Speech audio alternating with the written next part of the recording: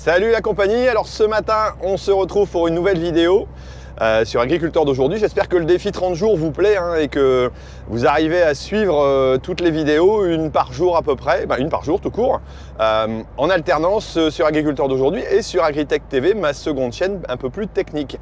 Donc là on est sur Agriculteur d'aujourd'hui parce qu'on va parler de désherbage, d'utilité du désherbage. Là en l'occurrence je pars faire mes betteraves et faire le premier traitement et je vais vous expliquer tout ça bien entendu.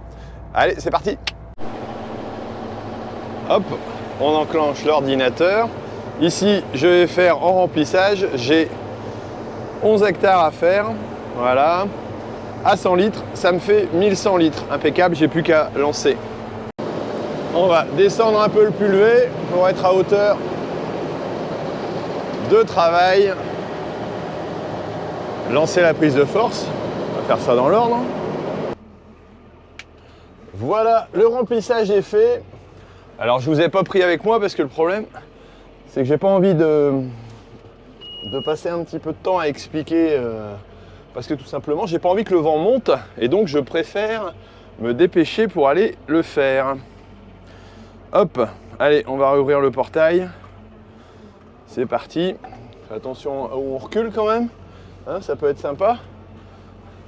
Je prendrai un peu de temps peut-être à la fin pour vous expliquer un peu plus quand l'intervention sera faite pour profiter des meilleures conditions possibles. Alors là, si je suis parti ce matin, voilà, alors si j'y vais le matin, alors pas trop tôt parce que je voulais quand même un peu de luminosité, étant donné que vous allez voir où on va, mais c'est à côté des maisons. Je veux pas aller racler tout simplement un mur.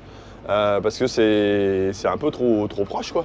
Donc voilà, et tout au moins aussi le matin lorsqu'il y a le moins de vent possible. Alors si vous voyez traiter des personnes le matin, vous vous dites mais c'est parce qu'ils veulent se cacher, non, c'est tout simplement parce que les agriculteurs cherchent à avoir les meilleures conditions possibles, c'est-à-dire une bonne hygrométrie, c'est-à-dire de l'humidité dans l'air qui va permettre au produit d'agir au maximum, pas de vent pour éviter d'envoler le produit à côté, donc ça évite voilà tout simplement que le produit s'en aille, parce qu'on a intérêt à ce que tout aille dans la plante, ça nous permet d'en mettre moins et d'avoir une meilleure efficacité.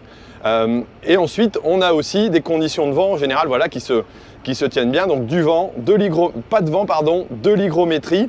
Et puis ça va nous permettre d'avancer un petit peu et des conditions de travail qui sont plutôt bonnes. Donc voilà, c'est principalement pour ça que le matin, on y va de bonne heure, et puis parfois de temps en temps, c'est parce qu'on est levé de bonne heure aussi. Hop. Allez, on va partir dans le champ et puis déplier tout ça et je continue à vous expliquer. Voilà la parcelle et là on a tout simplement les maisons derrière. Alors là par contre il va falloir que je fasse attention à mon guidage. Là j'ai mis mes traces, vous l'avez peut-être vu sur les précédentes vidéos, j'ai pu installer tout simplement, hop, on fait attention à ce qu'on fait quand même, des bâtons pour indiquer là où j'allais passer exactement, ce qui me permet de gagner du temps. Là je vais ouvrir le pulvé. Hop, normalement, non, il faut que je change et que je mette l'hydraulique en fonctionnement. Hop, en priorité à la fin. Hop, ça c'est parti. Non, c'est celui-là, hop. Voilà. Pas se tromper dans les boutons, il y en a quand même quelques-uns. Voilà, ça c'est bon. J'avance assez pour pas être sur le bord du chemin. J'ai mis en route ma prise de force pour faire tourner et mélanger bien le produit. Et là, je vais étendre mes rampes. Voilà, je fais 28 mètres de large de travail. Et là, on va être sur des plantes qui sont vraiment tout petites. Je vous expliquerai un peu à la fin quand j'aurai fini mon traitement. Qui sont vraiment tout petites parce que là, on va aller chercher l'efficacité maximum sur des toutes petites plantes, ce qui permet de diminuer les doses. Voilà, on est. Alors, je ne suis pas en bas volume ici. En l'occurrence, je suis tout simplement en réduction de volume. Mais je vais pouvoir atteindre les plantes au sol de la façon la plus régulière possible et mettre moins de produits est efficace parce qu'elles sont tout petites. Si elles étaient plus grandes, elles auraient besoin de plus de produits. Donc voilà, l'idéal, c'est vraiment de réduire et on va passer plusieurs fois. Ici, dans les betteraves, je vais passer 3 fois, voire 4, ce qui va permettre de les tenir propres parce que sinon, tout simplement, elles vont être envahies de mauvaises herbes et je vais devoir tout simplement voilà, soit abandonner la culture ou alors travailler à la main. Mais là, ce n'est pas l'objectif, on n'est pas en culture bio. Ces betteraves-là vont servir à vous faire du sucre. Voilà, on voit qu'elle descend. Je vais vous le mettre sur le côté et on va voir que ça va démarrer. Là, je me positionne bien pour le démarrage.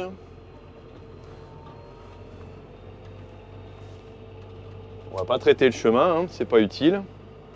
On va traiter tout simplement la culture, voilà, mais au bord. Hop, c'est parti. Et là, la rampe descend toute seule, comme vous pouvez le voir.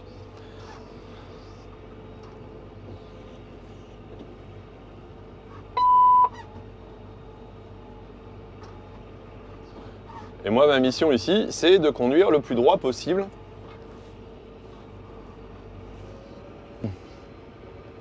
Alors, je parle pas beaucoup parce qu'il faut que je me concentre. Donc voilà, on se reprendra tout à l'heure. De l'agriculture périurbaine, ce sont tout simplement des piquets. Et là, il va s'agir de ne pas mettre la rampe dans le piquet et d'arriver à faire le tour correctement. En plus, il y a une petite basse, comme on dit ici. Donc là, moi, j'avance le plus près possible. Oups, c'est...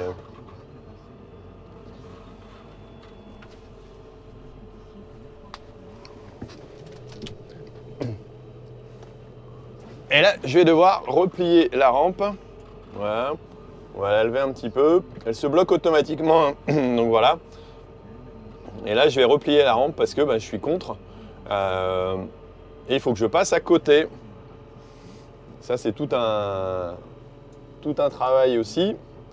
Et essayer de faire le maximum de surface parce que sinon, il risque d'y avoir des blancs et ça risque de salir la parcelle. Et causer un salissement de la parcelle, c'est devoir retraiter plus après, ce que j'ai pas envie. Les grandes épidémies et le reste. Emmanuel Macron, quelle est l'erreur du débutant que vous ne referez pas pendant vos 100 jours, si vous êtes réélu? Je ne suis pas sûr d'ailleurs qu'on fasse les principales erreurs dans les 100 premiers jours. On a beaucoup ce fantasme napoléonien. Mais je pense qu'on peut faire des choses bien au-delà de 100 jours et qu'on peut faire des erreurs bien au-delà de 100 jours. C'est sûr. Et donc, je pense que parfois, c'est des paroles spontanées, il faut assumer et garder, ça j'ai aucun doute, mais qui peuvent blesser. Encore cette arrogance, vous diriez? Mais moi, je crois que c'est pas du tout de l'arrogance. C'est quoi? C'est spontané? C'est naturel? Petit tour sur l'écran, voilà, on voit bien les découpes. Hein. Alors l'avantage avec ce pulvé ici, c'est qu'il est coupé, il utilise des coupures de tronçons par GPS, ce qui permet de limiter la quantité de produits aussi là dispensés et d'être précis, de ne pas faire de veau comme on dit chez nous, c'est-à-dire de ne pas faire de manquer. Voilà, on voit un petit peu la parcelle à quoi elle ressemble, hein, c'est un petit peu chaotique, mais c'est comme ça. Donc voilà, ce système de coupure de tronçons permet de m'éviter, on voit, là où il y a des recroisements, c'est tout simplement, là j'avais tout simplement pas mis la coupure de tronçon qui s'est désenclenchée. Par erreur tout simplement. Et donc les recroisements sont relativement minimes. Ce qui est plus vert foncé, c'est tout simplement du recroisement. Allez hop, je replie mes rampes et je change de parcelle étant donné que j'ai une autre parcelle, enfin deux précisément, mais qui sont l'une à côté de l'autre. Donc voilà, j'aurais certainement pas replié les rampes entre deux. Et là, on va repartir d'ici. Et là, j'ai vraiment pas de vent. Je suis content des conditions. On voit au niveau du sol, alors je sors pas du pulvé parce que j'ai pas envie d'aller me rapprocher du produit. Hein. C'est les conditions de sécurité. On va pas chercher à augmenter le risque par rapport à ça. Et donc, on voit le sol qui est humide et donc qui va permettre d'avoir un maximum d'efficacité pour le produit, donner un maximum d'efficacité pour le produit, vu qu'il va faire un petit film. Et les produits racinaires, parce qu'on a deux types de produits, des produits qui vont être sur les feuilles et qui vont donc s'attaquer aux feuilles, entre guillemets, des plantes qui nous dérangent, et aussi au niveau du sol, donc tout simplement les racinaires, qui vont être absorbés par les racines et qui vont détruire la plante nuisible grâce à ce modèle-là. Et la betterave, elle, est résistante à ce type de produit. Voilà. Donc c'est vraiment l'idéal d'avoir un sol humide et des conditions d'hygrométrie aussi humides au niveau tout simplement de l'atmosphère pour une très bonne pénétration, un très bon résultat. Moi, ça m'a permis de réduire là mes doses de façon, j'allais dire, intéressante. On est à, j'allais dire, moins 20%, moins 30% à peu près de ce que j'aurais pu mettre dans des conditions plus compliquées, plus sèches. Voilà, ce qui peut arriver, hein, parce que parfois pendant 10 jours, on ne peut pas traiter parce que c'est du mauvais temps, c'est des mauvaises conditions. Les plantes poussent un peu plus et donc on remet un petit peu plus de dose. Mais là, je suis dans des bonnes conditions. Hop, allez, on replie.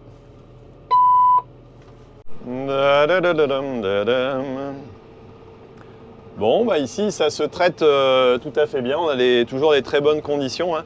Alors, l'avantage aussi que j'ai avec cet appareil-là, c'est d'avoir une régulation de la hauteur, donc ce qui permet d'avoir la rampe toujours à la même hauteur et donc une répartition la plus égale possible.